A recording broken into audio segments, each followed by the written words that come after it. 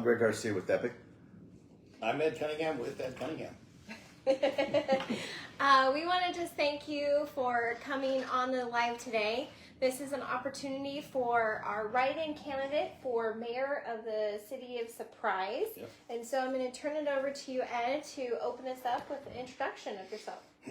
Hi, I'm Ed Cunningham. I've been a business owner and a first responder here in the West Valley, for decades now. And becoming mayor is something that I have been considering for a long time. I've been asked to do it by quite a few of the leaders here in the community. I was actually supporting another candidate starting a couple years ago. We did a fundraiser, was pushing for him, and unfortunately he had to drop out in January. And we had coffee, we talked about it. I had moved forward with quite a few other investments. I had sold my Firehouse subs and I was looking at other investments here in the community. And so in order to do this full time, which is what we need, I had to take the few months and totally rearrange my life, make sure that I could honor commitments that I had already made and still give the full time to the office of mayor that the office deserves. Unfortunately, it took me longer than I wanted to, which I wasn't able to do the signatures. Or by the time I knew I could do this full time, it was past the deadline for the signatures. And so I'm doing it as a write-in. And I know there's a lot of people that are out there that are like, oh, write-ins, never won before. Well, I've made a life out of doing things that everyone else said couldn't be done. And I'm in this for the right reasons, and I'm in it full time. And I bring to the table something that none of the other candidates can. Fantastic. Alrighty, so just to let everybody know, we have questions that were asked at the candidate forum 2 nights ago. So we'll be asking Ed those same questions. If you have a question that you would like Ed to answer, please go ahead and post it in the comments. We'll do our best to allow Ed the opportunity to answer some of those questions. And we did look back to the forum from 2 nights ago, and we pulled off a couple of audience questions that we'll already be asking this evening. So let's go ahead and get started. Okay. Greg, why don't you ask the first question? Hey Ed, the question was on the tech accelerator. What is your opinion on how long should the small business owners that are renting from there should be limited to? I love the tech accelerator. I love the idea of the tech accelerator. I love the idea of a city being involved not only in helping to incubate small businesses, but gathering the mentors of already successful business owners together to help mentor those small businesses into bigger businesses.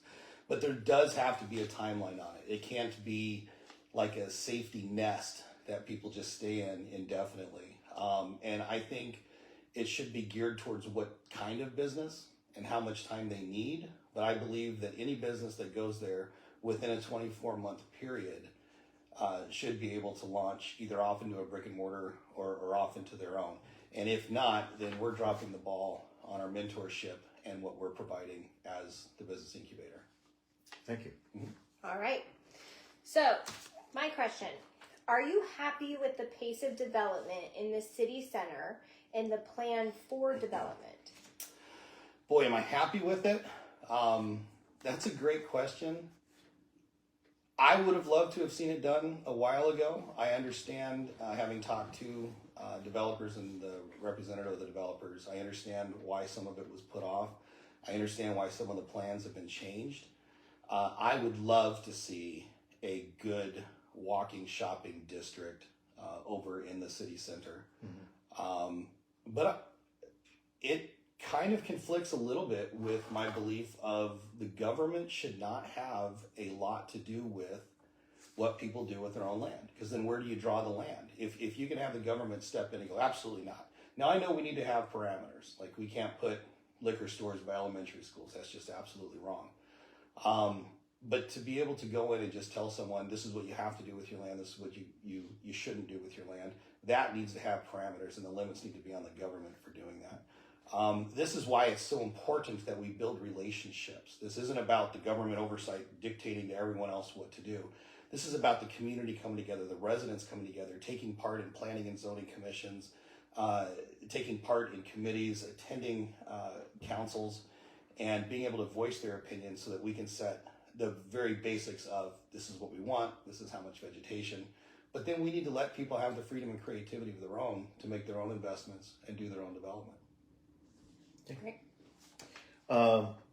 Would you support a plan to reduce the expansion and development around 163rd Avenue until traffic congestion is corrected? Actually, this goes back to what I just said. There's a difference between convenience, needs, and wants. And as mayor, part of my job would be to negotiate and build bridges between those. To have a government that has the power to just walk in and go, you're done. You're not going to do this because it's inconvenient for people.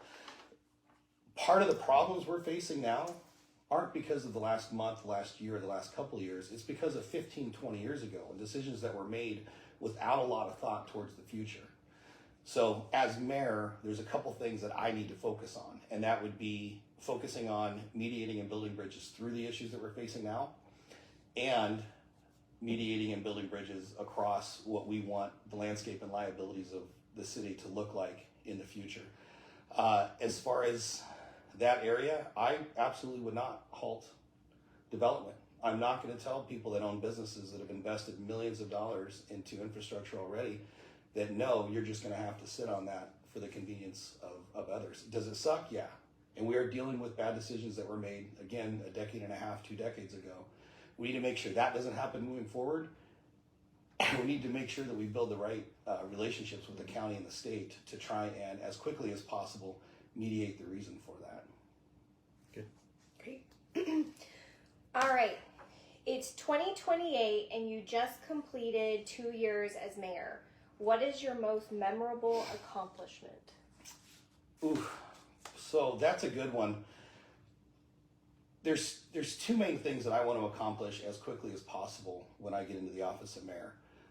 One is I would like to bring servant-style leadership to the next level when it comes to how we serve the residents, but especially the business community.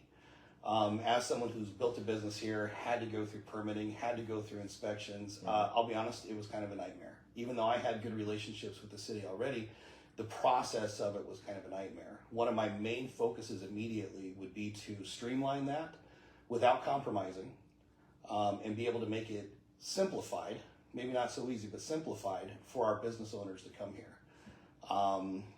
One of the other things that I'd like to do is to focus on public safety. Being a former firefighter and paramedic, I know that especially with this growth that we're experiencing, we have to have foresight ahead of public safety. We can't just keep trying to throw a fire station up when our firefighters are already running stand-up 24s and 48s. You know, we've got to think ahead, get stations built ahead of time, get them staffed ahead of time, people fully trained up. So in the first 2 years, my main focuses would be on streamlining small business, getting our fire and police up to where they need to be with a good solid plan for the future. And there's some things that we're going to have to negotiate pretty quickly. There's the BNSF fiasco that's going on, and a couple other things that we're going to have to deal with and bring people to the table to get through, and it's not going to be pleasant. Okay, good question. That was yours, Mike. Okay. Okay. What are your views on the public transportation? What is the solution to those needs? So, all these questions that have the actual question that says, what is the solution? So, one of the misconceptions about the office of mayor that I've heard quite a few times is that the mayor's job is to come up with all of the solutions for everything. And here's the truth about leadership. So anyone that comes up and tells you, I should be mayor because I have all the solutions, they're just not telling you the truth. You know, a leader is not supposed to be the absolute expert at everything. You look at Henry Ford, he was not an accountant, he was not an attorney, he was not an expert in every field, but he was a heck of a leader that brought people together to find the solutions that were needed to be effective. That is what my job as mayor is.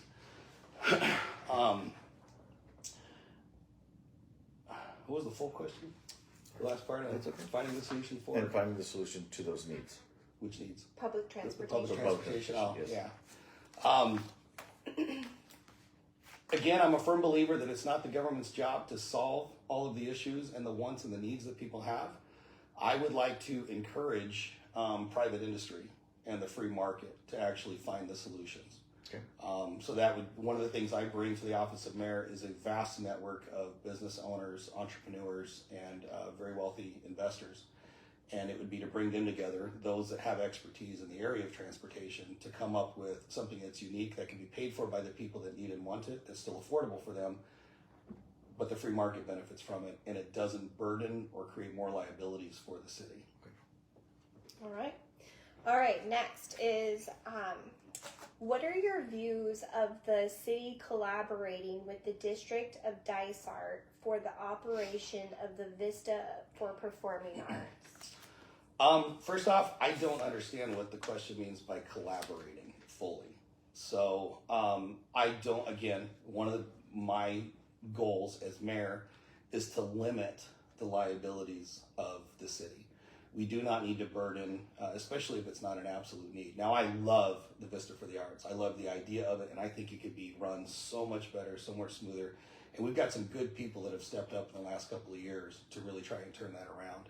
If there was an equitable way for the city to help with the management and promotion of it without it becoming a liability for the city, I'm all for that. Now, whether that is with a cooperative alliance with the district or whether that's bringing in some free enterprise people and investors to take over and run it. You know, we have Arizona Broadway Theater in Peoria that does fantastic. And my cousin who worked with me at Firehouse Subs is now one of the GMs there. And I've been absolutely impressed with what they've done. And there's so many things that are similar between that business that can be done here to make it an equitable business. Again, as long as it doesn't bring more liabilities on the city, I think something can be negotiated there. But I would want to push that more towards the free market and less of an alliance between government entities. Good. Yep, you are. You're up, Greg. Okay.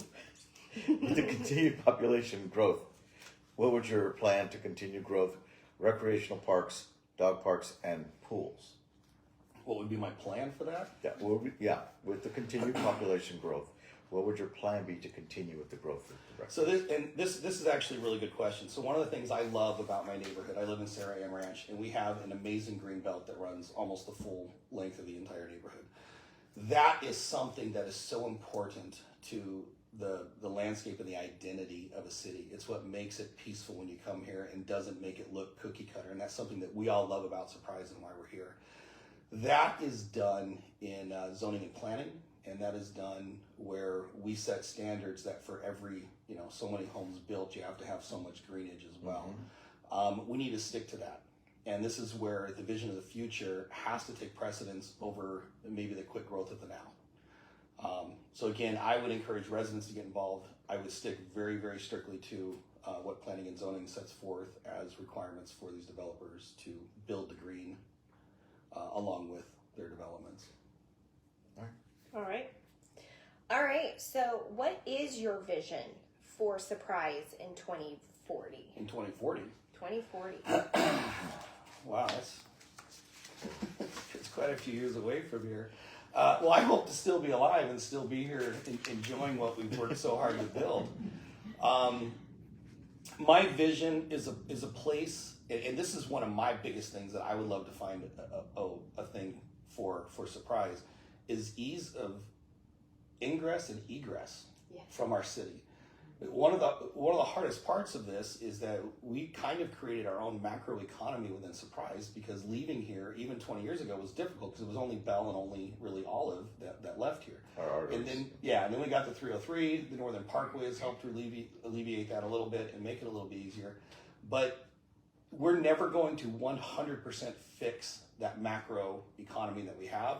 So we have to maximize that as much as possible. So my idea is to create a place that you not only want to visit, but a place that you are comfortable living in, to where you don't have to actually leave Surprise that often and go down the nightmare of Bell or Olive. And also build relationships with the county, with ADOT, and with the federal government to be able to widen some of these arteries in and out of here. And honestly, looking up to our growth to the northwest, we need to build some even stronger relationships with Whitman, Morristown, and Wickenburg. Help hopefully get ADOT to widen the 60 even more ahead of time instead of like we're dealing with now. Yeah, I would love to see this as a place that commerce and people can flow in and out smoothly, easily, and enjoyably, as odd as that sounds. Yeah. All right, the question. Sales tax increase. Yeah. How do you communicate the need for this tax for the citizens of Surprise? How do you communicate the need of it? Again, I'm very much a firm believer in small, limited government. And in turn, that equates to less taxes and less burden and liability on the citizens. I have talked heavily with our council members, our current council members, the current mayor, and people behind the scenes who I've had relationships with for well over a decade and a half to understand why the council made the decision that they made. Unfortunately, I think one of the biggest breakdowns that we have, and this is something I want to fix, is the communication between the city government and the residents so that they understand. There's been 3 major breakdowns that I've either tried to help mediate or I've successfully mediated between citizen groups and the city, and all it took was proper education. You know, and that's not a put down on the residents. Actually, it's kind of a burden that the city should have taken care of in better. So my idea is to bring more technology through the website, a way better website, and way better access to this information, whether that's as the mayor doing a blog once a week that explains the newest things that are coming up ahead of time, not when suddenly the project's there and now we're in survival mode and we've got to do something drastic. I support what the council and the mayor did, and that's going to be a good Band-Aid to get us through this, but we have to have foresight to the future that will increase tax revenue and bring businesses that are tax revenue producing businesses, not just these big box warehouses that really don't produce a lot of revenue for us. Again, part of the development. So I fully support it. I would love to find more creative ways that maybe further down the road we can start lessening the tax burden on the citizens of Surprise. Okay. Thank you. Okay, so where would you cut the budget due to the state's cut on the shared expenses to our city's budget? Where would I cut? Yeah. You mean Where if, would you if we cut hadn't, it? Yeah, well, that's what they were asking. if we hadn't voted the sales tax through, where Correct. would I have cut budget? Yeah. So look, I'm not going to sit up here and pretend to be the expert on all things because I have not fully audited the city. I don't have an answer for all of that. And again, any candidate that stands up and says, "Oh, I absolutely have the answers solution for it," is lying to you. That's just the way it is. My job would be to meet with all of the department heads and to sit down and really figure out. And I'll be honest with you, even if we weren't in a crisis, even if the state hadn't gone and taken away our renter's tax and the other taxes that were coming to us and cut us down by that, my goal still would have been to get in there as mayor and start looking for ways that we can trim from the budget and apply that money more towards general funds and towards savings, and again, find a way to lessen taxes. Because here's the truth: if we have less tax burden on the residents of Surprise, they'll have more money to spend for the things that they want and the things that they need. They're going to be happier, they're going to be healthier, they're going to be able to afford to live here more comfortably and with way less angst than we're facing now, especially with the cost of rentals. So this is back to the 163rd Avenue traffic issue. Oh yeah. What is your solutions for the infrastructure? My solutions for the infrastructure? So again, this is where it's not a cookie cutter answer for this because we don't own any of it. Just because it comes through Surprise doesn't mean and so the only thing we have, when we have a property or a piece of the city or something that's within the city planning district that we have an annex and we don't actually own, the only thing we can do is build relationships and have influence. And that's what we would focus on. We have some absolutely amazing political liaisons that work for the city of Surprise. Yes. That I have known a lot of people that work for government over the years with my work with first responders, with cancer in the fire service. I've met a lot of government people, and I absolutely 100% back and support and have confidence in the people that we have as our political liaisons. We have to unleash them. We have to let them do what they're good at, support them, and actually put a little bit more money behind them so they can get out and build these relationships. Yeah, and part of that is BNSF. We've got that rail that runs right through there, and that creates kind of an architectural nightmare of Yes. trying to design the on and off ramps around that. Again, this should have been something that we handled 20 years ago, 15 years When it was ago, approved. when it was being approved and the plan was being processed. That's when we're going to have the most influence. So now we're playing catch up, which is 1,000 times harder than when you're staying ahead of the issue. Correct. Before you go to the next question, from the live audience, people are talking about how the video is sideways, and I'm wondering if we should fix it. Turn it. So It this, cannot turn Okay. in the middle. so they can just handle the Are you sure? sideways thing. Yep. Sorry. I have a question from the audience. I don't know if you guys are ready for a question from the audience, but if you would like me to Yeah. proceed, the question is, what is servant leadership? Please help me understand that term. Good question. All right, I absolutely love this. So servant style leadership, typical corporate America, you look at it and they have it like a pyramid where the CEO sits up top like a dictator looking down on everybody, barking orders and telling them what to do. Servant style leadership would be taking that and turning it upside down. The servant style leader is the one that does his best to make sure everyone else is able to do their job. His job, her job is to support them. So on a very micro scale with my Firehouse subs. So there are some records that I have shattered, and there are some pretty good accomplishments that I've done with that restaurant because of this simple ideal. I became ranked #1 in the entire system out of almost 2,000 open restaurants, and I did that within less than 6 months. I became one of the highest grossing in the nation. We were already, our first year, we were a 7-figure a year business, which is pretty rare. And when I flew back and actually met with the CEO and talked about it, he wanted to know how I did it. And I told him simply, I focused on the core of my business. My job, even as the owner of the business, because a lot of people have this ego wrapped up, oh, I'm the owner and I'm the GM or whatever, and I get to tell people what to do. My job was to walk around and make sure I can make the job as efficient as possible and as easy as possible, as simple as possible for each one of my employees. So I would run around the back. Can I grab meat for you? Can I grab cheese for you? And again, this is on a very micro scale. So for me to be a servant leader, my job is to go in and serve. It's to serve the heads of the department. It's to serve my city manager. It's to serve the other council members. It's to serve the residents of Surprise. And it's to instill that in each of the leaders throughout the city as well. My goal, and I want to accomplish this in the first year that I'm in, is to get rid of this odd idea of it's city versus residents, or it's residents versus city, or that thing has to be contentious in order to get something accomplished, because it doesn't have to be. And you do that by servant leadership. And I've got story after story after story. I also was one of the only Firehouse subs, I would put a bet out there that I was one of the only few restaurants out there that didn't budget for turnover. I had hardly any turnover. I also attracted a higher quality of employee because of how me and my cousin, who was also my GM, served our employees. And whether that was something as simple as they're having a bad day and we sit down and we talk it out before we get to work, or running and grabbing them the cheese so they don't have to come off the line, so that the sandwiches come out high quality and in time. And again, I know that's a real simplified version, it's a very micro version, but it is very simple, not always easy, but it's very simple to instill into a larger organization. One of my absolute favorite books is by Jocko Willink's called Extreme Ownership.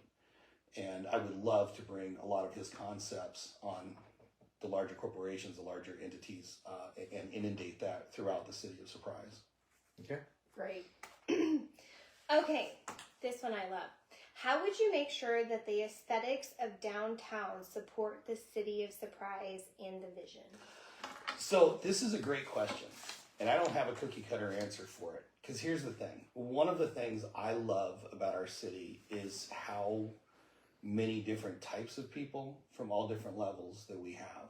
And not all of us are going to agree on what we want. Some of us want, I love the idea. I know someone threw out the idea of the Riverwalk like in Austin. I love that idea, but there's some people that won't like that idea. Yeah. There's some people that love dogs and they want more dog parks. So there's people that want nature corridors to make sure are inundated throughout so that we have more of a natural aesthetics to it. As mayor, as council members, as city employees, as residents, our job is to come together and try our best, not to make everybody happy, because it's impossible, it's never going to happen, but it's to find the aesthetics of it. Because I'll be honest with you, to me, the aesthetics of Surprise is the feeling you get when you're here. Mm-hmm. You know, I've never met a stranger here in Surprise.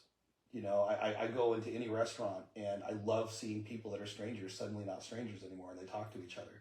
And you see that all throughout the Surprise. To me, the aesthetics is more of the feeling of being a resident, the pride of being a resident. And that's not just done through the visuals. That's done through who we choose to be as people with each other. And I think that starts with leadership, and it ripples out through, again, city management and through the residents themselves. Okay. Awesome. And that was your question. That was mine. Yep. Okay. So here we go. What projects and developments have you voted against? I fortunately, maybe unfortunately, have not actually had to vote against. You're talking about projects themselves. Projects currently, yeah, that were yeah, to the city. Yeah, so I've supported some behind the scenes as far as doing networking and trying to do encouragement, but I've never had the opportunity to vote for or against any of the projects. Makes it simple. It makes it very simple. All right. So this question has 3 parts. Sure. First part, who are your top 3 financial supporters? Who have you financially supported? And who endorses you? So my top 3 financial supporters are me, myself, and I.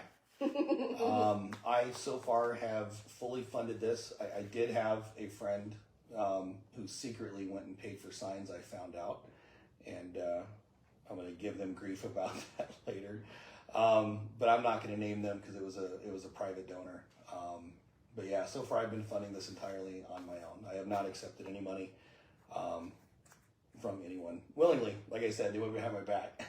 So, but no, I don't have financial supporters. And then who have you financially supported? Besides family, besides employees, I don't think I've donated money to a campaign in a long time. I donated $100 to the Trump campaign last time he ran. But no, I haven't donated financially to anyone. Okay. I think for a joke, I donated to Obama for a friend of mine that didn't like him. But that was under his name. That's not like you, Ed. No, not at all. And I can be a practical joker. I take things very, very seriously, and I do some pretty big things. But in the end, if you can't smile through everything you're doing, you're not doing it right. Right. And then last but not least, do you have any endorsements? Do you have anybody endorsing you? Just the 20,000 voters that are going to write my name in when it comes to election day. All right. Okay. Thank you. Next question here. Would you have voted no against the Dominion building low-income housing? If no, why? Okay, this is a great question. And this is something I'm actually pretty knowledgeable about. I would not have voted no. I'm going to say that emphatically. I'm going to say it straight. I would not have voted no. And it's not because I didn't want it here up against my neighborhood. And this is where we have such a big breakdown in understanding. So I had people reach out to me about doing signatures. They wanted to set up at Firehouse Subs and do signatures. They wanted to get the word out. They wanted me to use the influence that I've built here in the city to try and fight the Dominion project. And again, before I commit, I do homework. So I began calling people that I respect that have a lot of knowledge about these topics. And I talked to every single one of them. And again, emotionally, I don't like the project. I think there's better places within the city that it would have been suited to be built. Logically, you can go, yeah, I don't want it here. Maybe it would be an eyesore. I don't know. But the most important part of this that a lot of people ignored was the liability of it, the real logical side of it, where this had been approved, 15 years ago. And if we had coerced or strong-armed our council and our mayor to vote no, and they voted it down, Dominion would have sued the pants off this city and cost us tens of millions of dollars, all for ego. Now, I don't really like the idea of the project here. We need it. We do need lower income serving housing. We absolutely need projects like that. I would have liked to see it somewhere else, but I'm not going to waste taxpayer money, and I'm not going to waste my time and other people's time, especially the time of the employees of the city, to fight something that's not a fight we can win. it's an absolute waste. And we would have, I mean, from the people that I've talked to on even the state level, we would have been looking at a loss from anywhere from $25 to $50 million in damages. Closer to 50. Yeah. It would have been an absolute waste of the taxpayers' money, and it would have been irresponsible for anyone to vote no on that project.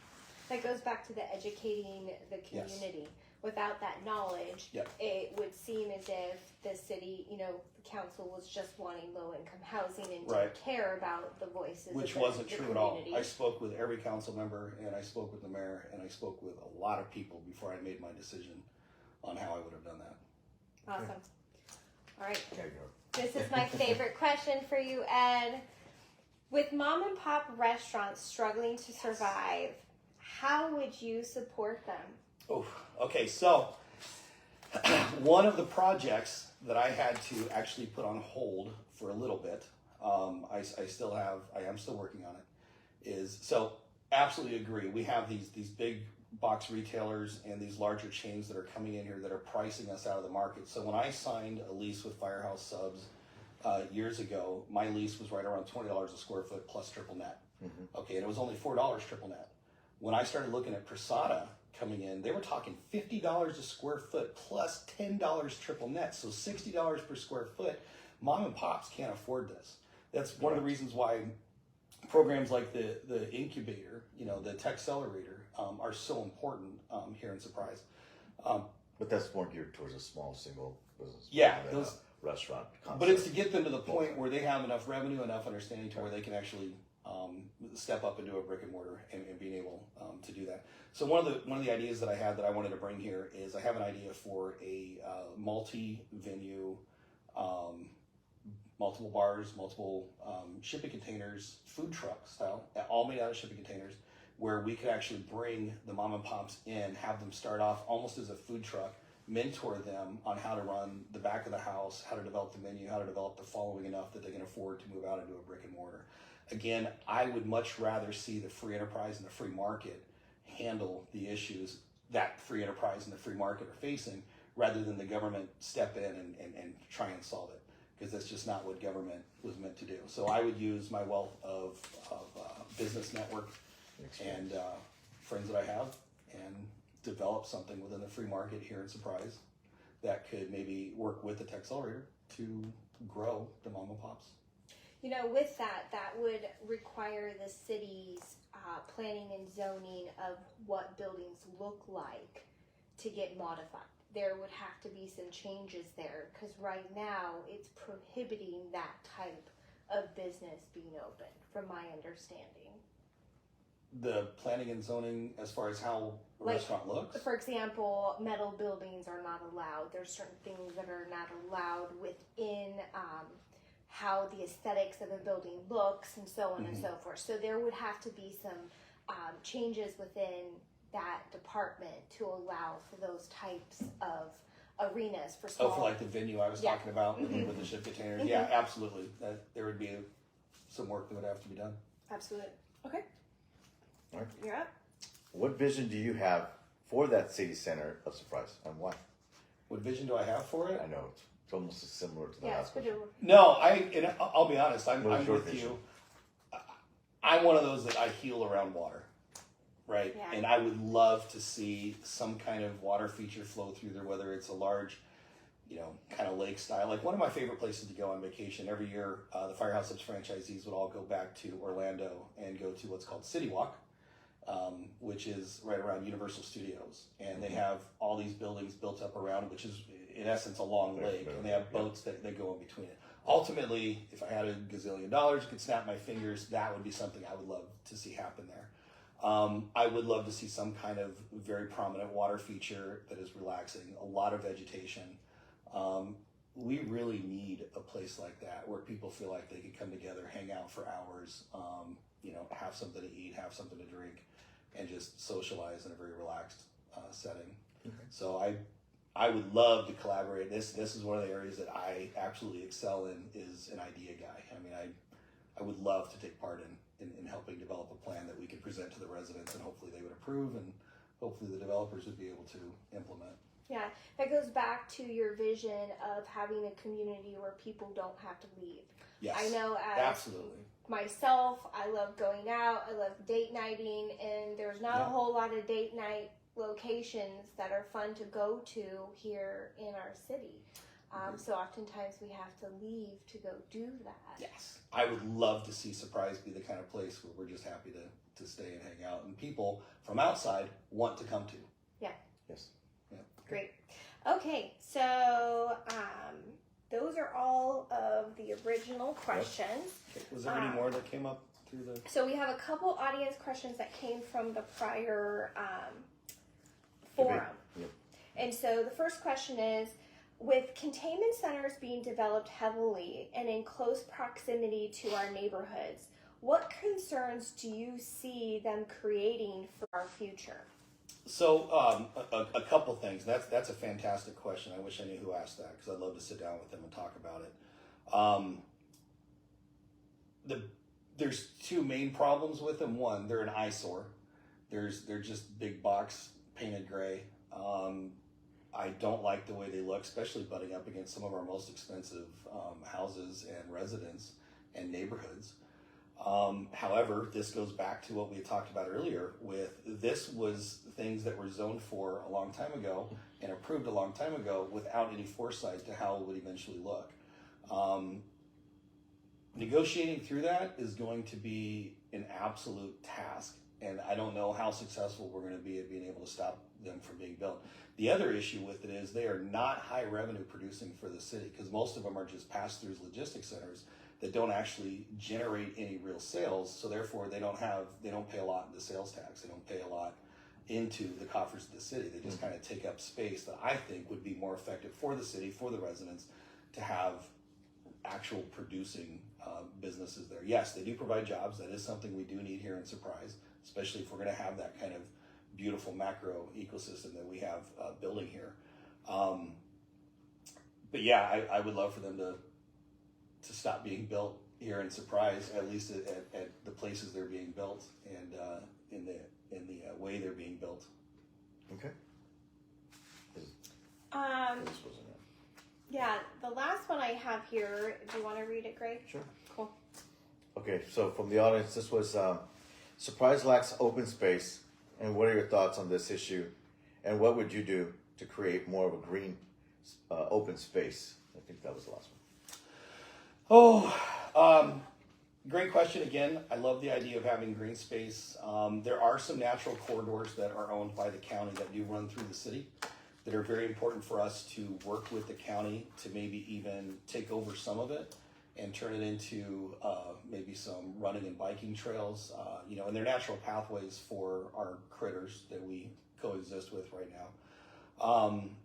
I would love to see some of those developed into more resident user-friendly areas. And I know, as an example, if you were to go all the way down Thunderbird to like 67th Avenue, you can see how the big wash basin down there, that's very simplified. I want it a lot prettier, but they have like basketball courts down in there. They have big grass fields. They have parks and stuff built through there. I would like to see some investment in that. But that's going to take building relationships with the county even stronger and with the state, and hopefully applying for some really good grants from the federal government, since they took our money in the first place and they're trying to sprinkle it back to us. We'll have to develop those relationships, get more of our money back to us from the federal government so we can build a life better here in Surprise. Okay. Great. Do we have any more live audience questions? All right. All right. Well, closing statement here, Ed. Closing statement. I said this when I did my announcement, but I am not a polished politician. I am not a flawless man. I absolutely can promise you that I will make mistakes as your mayor, but I'll give you this. I'll give you my best. I'll take complete ownership over the decisions that I make, and I will do my absolute best day in and day out for the citizens of Surprise. One of the most important things, there's several things that have to come with the office of mayor. One, we have to have a full-time mayor. We can't have part-time mayors. We have to have someone who has the network like I have of businesses, of government relationships that takes decades to build. This isn't something that you can learn on the job. This is something that takes decades to build. And I don't get intimidated by money. I'm not afraid to go negotiate with billionaires and millionaires who are trying to come here to take as much from us as possible. I have no problem being the brick wall that they would break themselves against in order to protect what we're trying to build and what we have already built here in Surprise. They don't intimidate me. So that's what you get with me as your mayor. And I would love to have your vote. I need 20,000 write-in votes by July 30th, and that is something we can do. Absolutely. All right. Well, thank you everybody for tuning in. Epic is for small business, by small business. Greg, Ray, and I started this many years ago, and we did it through the relationships that were created through our Chamber of Commerce. Ed was someone that I've seen for years, whether it was council meetings, Epic business mixer meetings. You have been a supporter of small business through and through. So once again, you're supporting us here tonight by having this interview with us and getting the word out to everybody. And we love the fact that you have just been open to having this type of relationship. So thank you so much. I appreciate it personally, and I know Epic does. As well as the citizens. I know the citizens really wanted to hear from you, and so I'm glad that we were able to bring this to you, Thank you. the citizens of Surprise. So please share this, like Epic. This will be the first of these types of interviews. We like to continue these interviews with the candidates going forward, so then that way we can continue the conversation and make sure that we have the best man or woman in position to run our city and really listen to the voices of the citizens. So thank you all for tuning in this evening. Please know that comments that will be posted or that you're posting, Ed personally would like to go on there and respond to those. This is a great opportunity to be able to have your voice listened to. So thank you again. And you're more than welcome to go to the website, edcunninghamformayor.com. You're welcome to go to Ed Cunningham for Mayor of Surprise on the Facebook page and reach out to us, message us. I personally respond. We have been getting a ton. The support has been absolutely unbelievable.